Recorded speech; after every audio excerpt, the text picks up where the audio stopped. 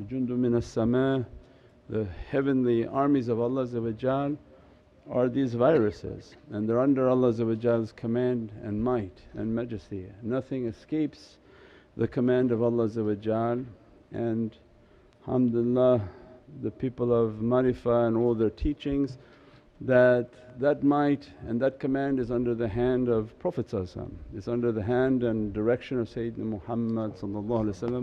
La hawla wa la quwwata illa billahi aliyyil azim. There is no power, there is no hawla and quwwah, there is no help and there is no power except from Allah's might and majesty. And that hand of power from Allah goes directly from La ilaha illallah to Muhammadun Rasulullah and keeps the ocean of tawheed. And that's the real understanding of tawheed, not all the Wahhabi videos, they don't understand what they're talking about. This what's coming from Allah is going to move in the air, and every breath of every person will be breathing this. There is nobody escaping it. There's not a mask that can protect you, there's not a glove that can shield you from the might and majesty of Allah.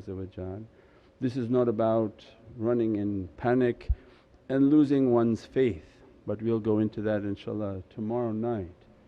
But what is important in our life is to be calm and peaceful, and much of this sickness is psychosomatic for people who are believers. When they believe in Allah, one understanding from the panic, so that when you see everybody going crazy, is Allah describes these people who have no belief, they want to live on this earth for 1,000 years. Means they made this earth their Jannah, they made this earth their paradise, and they have adorned it with all its lights and spectacles. And they came to fool mankind that this is paradise, invest in it, play in it and only think about it.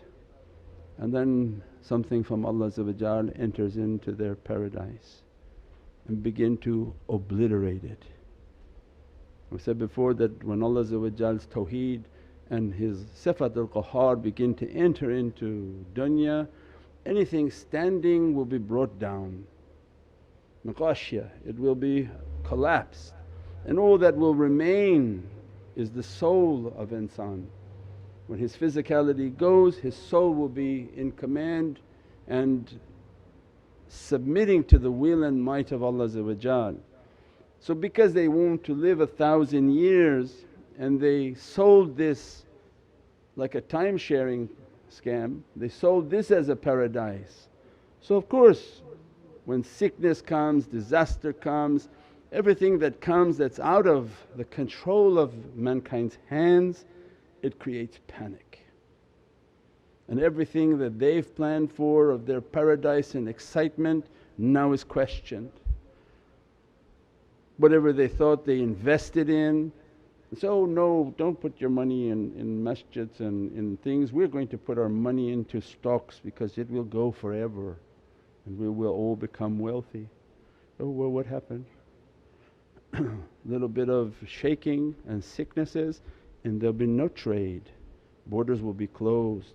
Everything that people think about markets and stock markets, all of that is now being wiped out. Glad tidings for those who own no stocks. Sorry for those who put their money in that. Means that when Allah says in Surah At-Tawbah that we bought from the believers their dunya, there is an exchange that has to take place. We bought from them their dunya and we gave to them their akhirah in exchange.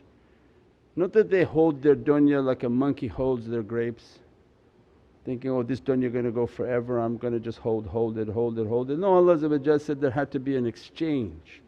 You gave your dunya for your akhirah, and we'll talk about that tomorrow night and Saturday night inshaAllah. The realities of what is the sadaqah, what is the reality of charity and zakah and zaki and purification. For the believer, they say, Ya Rabbi, I'm dying anyways. You born into this world, your clock of death already began. It's just a story being told. The minute we got our birth, our life story of death already began. There's nothing to be fearful of. So the believer will be testing their faith, and they're not panicking, and they shouldn't panic, they shouldn't worry. What they should be considering, if their account is good with Allah.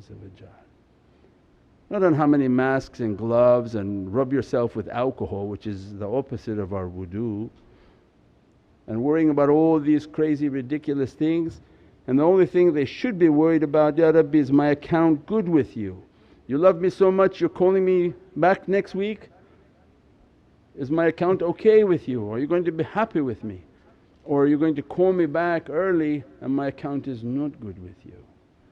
Then they have a fear, because they know, oh, these things that I thought maybe I would go to Hajj and make it to go away, no, it doesn't go away. And they try to fix their hisab with Allah. But unbeliever, their party's about to end. They're thinking this was a 1,000-year program, and they see it collapsing and shattering, and they put masks and gloves and running around. So we're not the people to panic, and those whom have belief, highly recommended not to panic. You tie your camel, take your precautions, do what's necessary to keep yourself in a state of wudu, to keep yourself in everything that Sayyidina Muhammad has given to us, was all foretold by these. The sunnah of Prophet is not only for our amazing good looks, those handsome beard like all the hockey players now have, and the hats and the clothes and the ring, and everything that Sayyidina Muhammad brought to us was an immense power and protection. It was the honourable dress of Allah's soldiers of paradise. Their turban is a protection, their hijab is a protection, is a seal for their energy. Sayyidina Muhammad brought to us wudu. Not that you keep yourself outside of wudu all day long except for your salah, your shield is down, you will be attacked. But they were trained, no, they keep their wudu at all times.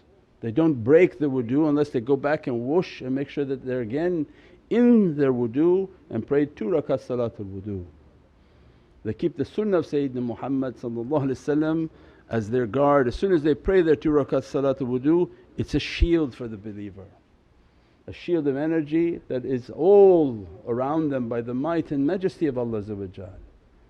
And whatever sickness comes to them like a small flu or cold, if Allah cooling them back, then alhamdulillah it's their time to meet their Lord and sit at the table of Sayyidina Muhammad, better than the abode of this garbage here.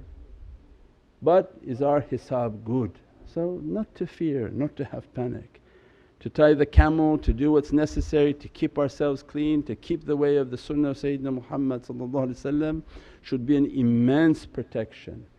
And those whom been following, they know that these websites are filled with information. Some people are used to thinking that they're dealing with their mom and their mom is going to spoon feed them everything. You don't come to dinner on time, she'll come to your room, she'll give you a bite, eat this, eat this. The shaykh is not going to do that and spoon feed you.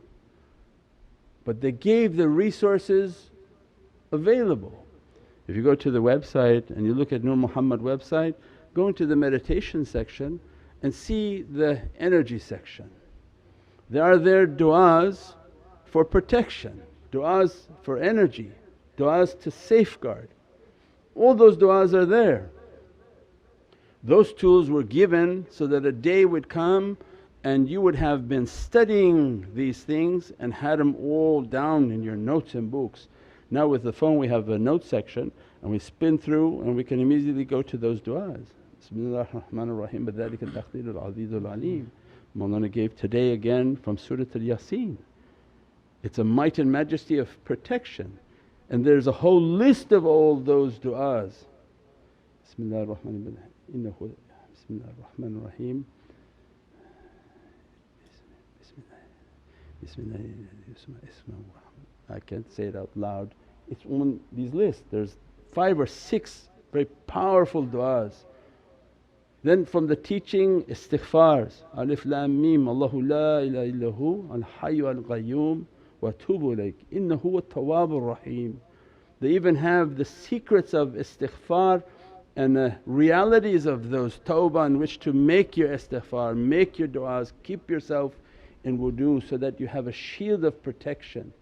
And there's a section on the energy on when you're making wudu, what's happening. Don't think you rub alcohol and something went away. This is a soldier of Allah and he doesn't stop at the gate think, oh look they put alcohol, I'm running. It come from the eyes, come from the nose, come from the skin, it's coming from everywhere. So the guy who's sitting and breathing his own breath and whatever poison he had he's already breathing it back in. But our shifa, our healing, we're in these du'as, we're in the zikr of Allah, in the durood al-sharif of Sayyidina Muhammad, in the istighfar and the realities of their istighfar, what they carried of a secret. So when you read the secret you understand what you were asking and how you were asking, so that Allah would wash and purify, wash and purify. So all those tools are there, it's a matter of now are you using them. They're on the website, Mahdi made it easier and put it on an app, and from the app it can go straight into those articles and into those understandings. So it's the meditation section and it was all energy section, the du'as for the energy, how to protect, the realities of istighfar, the realities of wudu. We're talking today that the wudu on the section and the realities of energy.